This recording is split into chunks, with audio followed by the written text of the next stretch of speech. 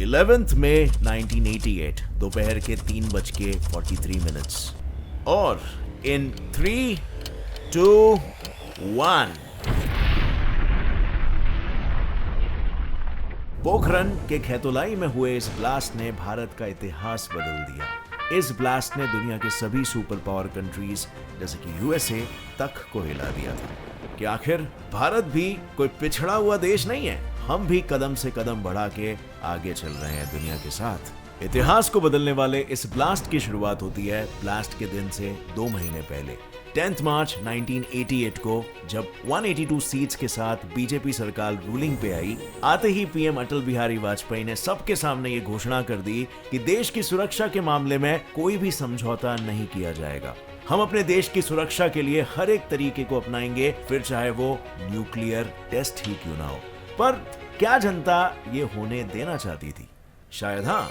इसीलिए तो जब प्राइम मिनिस्टर ने 28 मार्च 1988 को वोट ऑफ कॉन्फिडेंस पास किया, तब out of 275 votes 260 votes BJP और न्यूक्लियर टेस्ट के फेवर में थे।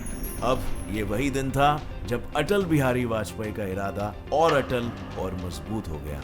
गोल सामने था, बस अब जो बाकी था वो था कौन इसमें काम करेगा और कितने जल्दी हम इसे एग्जीक्यूट कर पाएंगे। क्योंकि ये समय ऐसा था जब पूरी दुनिया में nuclear non proliferation treaty NPT को लेकर जोरों शोरों में चर्चा चल रही थी और इसे साइन करने का दबाव इंडिया पर भी बनने लगा था। अगर इंडिया बिना न्यूक्लियर पावर बने सीटीबीटी यानी कॉम्प्रिहेंसिव बैन ट्रीटी, मतलब जिस ट्रीटी के मुताबिक कोई भी नेशन कहीं भी न्यूक्लियर टेस्ट कंडक्ट नहीं कर सकता, उसे अगर साइन कर देता तो शायद इंडिया को फिर कभी न्यूक्लियर कंट्री बनने का मौका नहीं मिलता।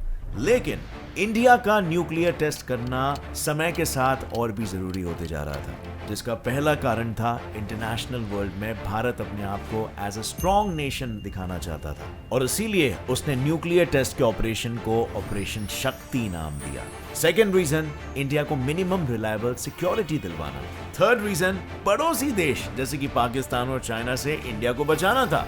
और फोर्थ रीजन यही था कि न्यूक्लियर टेस्टिंग लीस्ट इंटिमिडेशन और खुद की सेफ्टी के लिए भी जरूरी हो गया था, क्योंकि इंडिया की चाइना और पाकिस्तान दोनों ही देशों से जंग हो चुकी थी और चाइना ने न्यूक्लियर टेस्टिंग भी कर ली थी। इसी सिचुएशन पर अपनी मत रखते हुए चीफ न्यूक्लियर साइंटिस्ट अनिल कड़ोकर ने भी कहा कि वो इंडिया के लिए फैसले की घड़ी थी, या तो आर या तो पार की बात थी।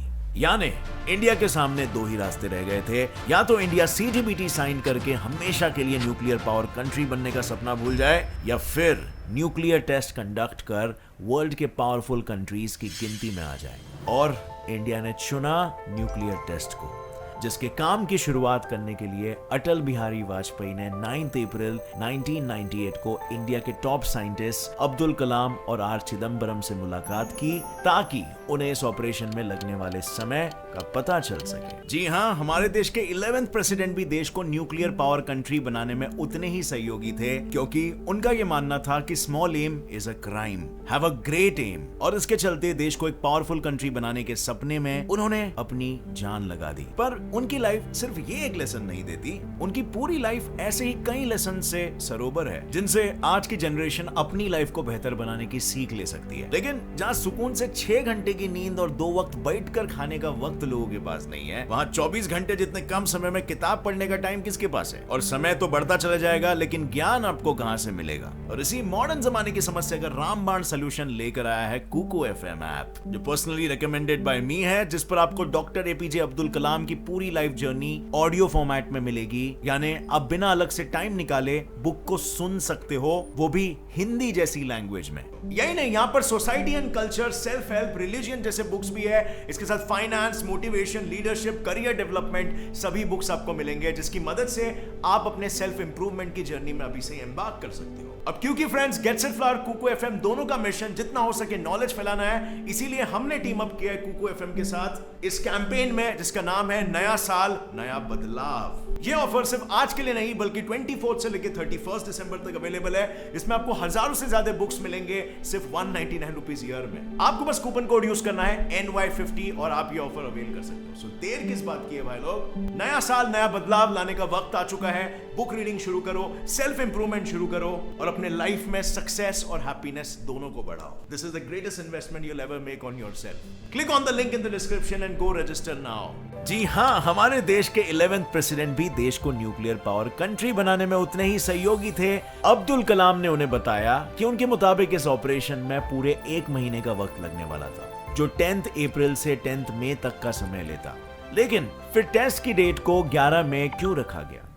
क्योंकि इस बीच दिक्कत ये थी कि प्रेसिडेंट रमन नारायण उस समय लैटिन अमेरिका के टूर पर थे। साथ ही खुद 2 में से एक न्यूक्लियर साइंटिस्ट आर चिदम्बरम की बेटी की शादी भी इसी बीच थी। इसी कारण इस ऑपरेशन के लिए 11th मई की तारीख को चुना गया।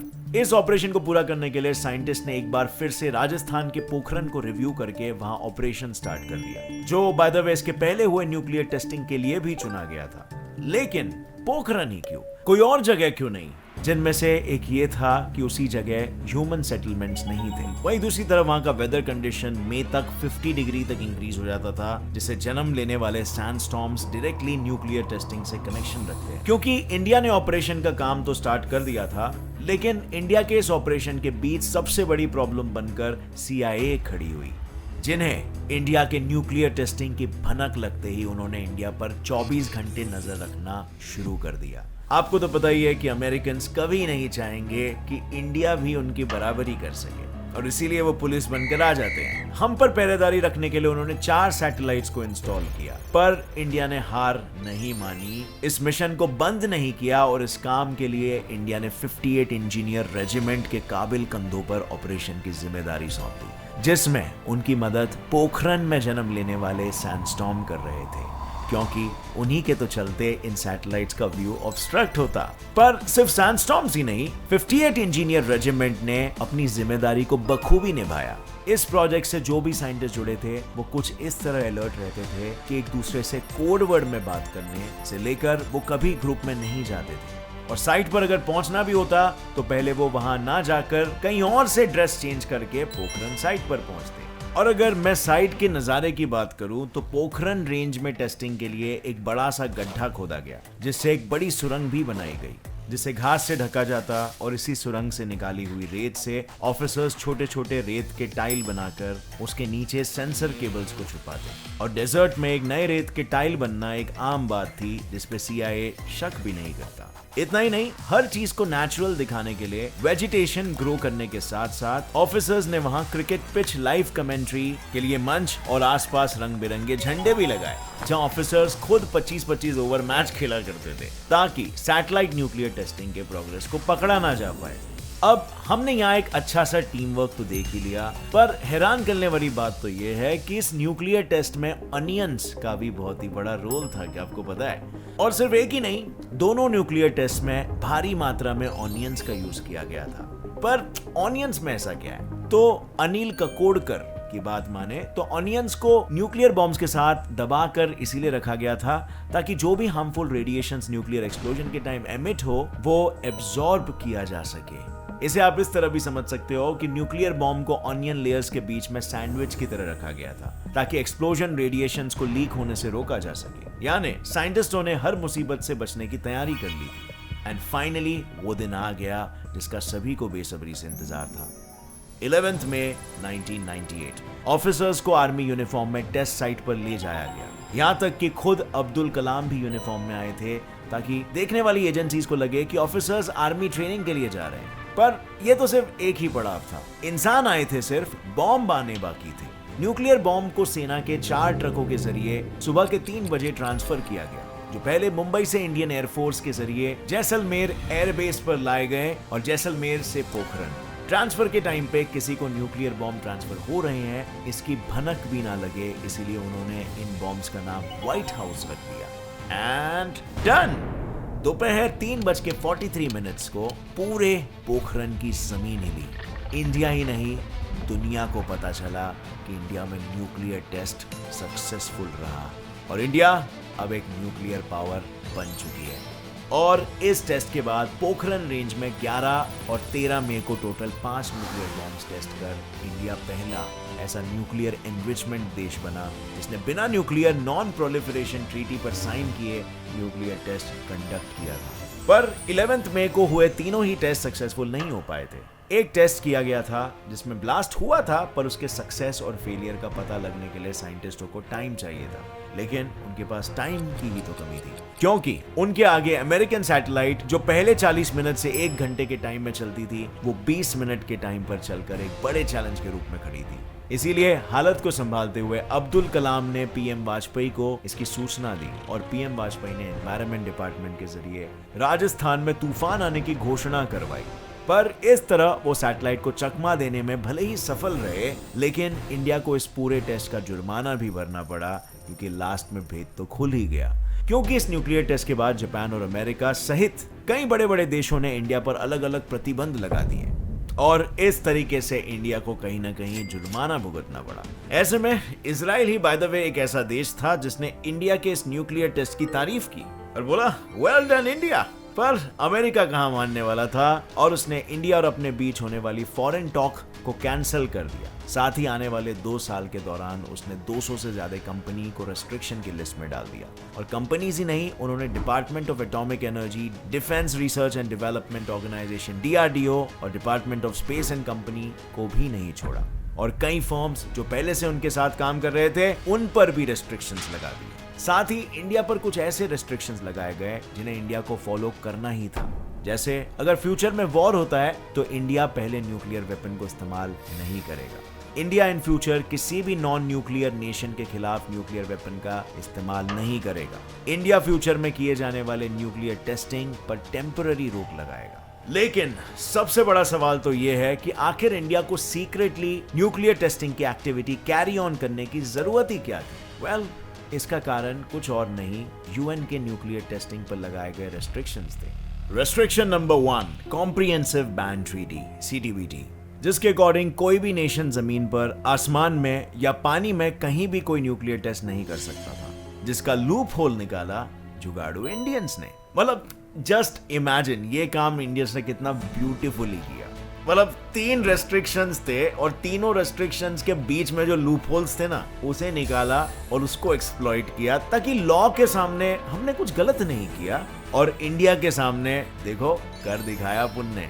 एनीवे, लूप होल नंबर 1 था, हमने ब्लास्ट ना हवा में किया, ना पानी में और ना ही जमीन पर। हमने तो उसे जमीन के अंदर किया, जो उस ट्रीटी में आता भी नहीं है। रेस्ट्रिक्शन नंबर 2 जो था nuclear non proliferation test NPT, जिस पर साइन करने वाला कोई भी देश किसी भी दूसरे देश को वो टेक्नोलॉजी नहीं बेच सकता जो न्यूक्लियर बॉम्ब को बनाने में काम आती है। पर अगर हम कुछ कंट्रीज को देखें, जैसे India, Pakistan, Israel, north Korea और साउथ सुडान, ये सभी ऐसे मेंबर्स थे जिन्होंने इसमें साइन ही नहीं किया है। Restriction number 3, nuclear supplier group NSG, किसी भी देश को इंडिया को यूरेनियम देना अलाउड नहीं था, क्योंकि यूरेनियम सिर्फ उन देशों को सप्लाई किया जाना था जो CTBT साइन कर चुके हैं। पर इंडिया पर यह रेस्ट्रिक्शन लगाने की क्या जरूरत पड़ी थी? तो ये बात तब की थी जब इंदिरा गांधी पावर में थी और उन्होंने अपने देश को न्यूक्लियर पावर वाला देश बनाने के लिए अमेरिका से ये कहकर यूरेनियम मंगवाया था कि उन्हें गुजरात के तारापुर में बिजली घर सेटअप करना है। पर चौंकाने वाली बात तो ये थी कि अमेरिका ने हमें यूरेनियम भेज भी दिया, लेकिन अमेरिका ने जो यूरेनियम भेजा था वो सिर्फ 20% रिच था, जबकि न्यूक्लियर टेस्टिंग के लिए लगने वाला यूरेनियम 80% रिच होना चाहिए। और इस तरह इंडिया अपने ही फेंके जाल में फंसकर रह गया। जब उसका न्यूक्लियर टेस्ट फेल हुआ और अमेरिका को यूरेनियम मंगवाने की असल वजह पता चल गई, जिसके बाद उसने इंडिया पर रेस्ट्रिक्शंस लगा दिए। और इस रेस्ट्रिक्शन के चलते और यूएसए से हमारे रिलेशंस को और खराब ना करने के लिए इंदिरा गांधी से लेकर बाकी सभी मिनिस्टर्स ने कभी न्यूक्लियर टेस्टिंग करने का साहस नहीं जुटाया। मगर इंडिया को इस बात से क्या प्रॉब्लम थी, क्योंकि जो भी यूरेनियम यूज किया गया था वो इस बार इंडिया ने किसी दूसरे सप्लायर से नहीं लिया था। So as you can see, India को अगर तुम गलत बोलोगे तो कहां से बोलोगे? लॉ में जो बातें लिखी थी वो सब कुछ इंडिया ने फॉलो किया और फिर भी इंडिया ने न्यूक्लियर टेस्ट करके दिखाया, वो भी CIA के नाक के नीचे। अगर आपको एक किस्सा इंटरेस्टिंग लगा भाई लोग, तो एक लाइक जरूर ठोकना। इस वीडियो को सभी इंडियंस के साथ शेयर करो ताकि उन्हें भी हमारी कामयाबी पता चले। और फ्रेंड्स, जाने से पहले नया साल नया बदलाव, कुकू FM ऐप को डाउनलोड करना मत भूलना। एक अच्छी हैबिट आपकी लाइफ बदल सकती है। सो क्लिक फास्ट, अभी एक्शन लो और डाउनलोड करो कुकू FM ऐप। सिर्फ 199 रुपीज पर ईयर में आपको 1000 से भी ज्यादा ऑडियो बुक्स मिलेंगे हिंदी लैंग्वेज में। और मिलते हैं अगले वीडियो में, और सब्सक्राइब कर लेना इस चैनल को अगर ऐसे इंटरेस्टिंग और नॉलेजेबल वीडियोस आपको आगे भी देखते रहना है। With that said, as always, friends, stay curious, keep learning, and keep growing. Jai Hind!